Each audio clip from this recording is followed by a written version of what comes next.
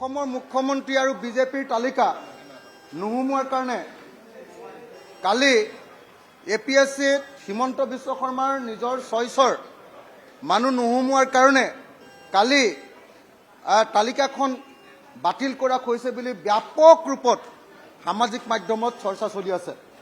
ব্যাপক ৰূপত আজি প্ৰত্যেকখন বাতৰি কাগজত চৰ্চা চলিছে যে এতিয়াও APSCত আগৰ ৰাকেশ পালৰ ভোট শেষ হোৱা নাই।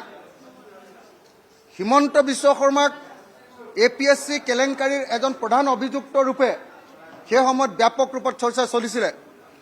সেইকাৰণে আমি এনেও হিমন্ত বিশ্ব শৰ্মাৰ দিনত স্বচ্ছ APSC আশা নকৰোঁ, কিন্তু এইবাৰ আকৌ এবাৰ প্ৰমাণিত হ'ল যে খন্তেক সময়ৰ আগতে APSCৰ তালিকা প্ৰকাশ কৰি দিলে ৱেবছাইটত।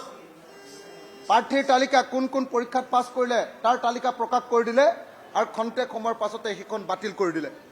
এতিয়া ব্যাপক চৰ্চা চলিছে, ব্যাপক অভিযোগ আহিছে যে মুখ্যমন্ত্ৰী হিমন্ত বিশ্ব শৰ্মাৰ প্ৰাৰ্থীৰ নাম অন্তৰ্ভুক্ত নোহোৱাৰ কাৰণে এনেকৈ APSCৰ তালিকা বাতিল কৰা হৈছে।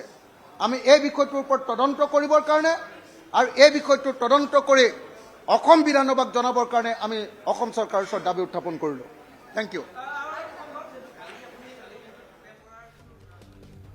মানে মই এতিয়া যিহেতু বিধানসভালৈ আহিছোঁ, প্ৰশ্ন একদম পূৰা মুখস্থ কৰি উত্তৰবিলাক বনাই আনিছোঁ, গতিকে এতিয়া সেইটো নকৈ অলপ পিছত ওলাই আহি আপোনালোকক কৈ যাম।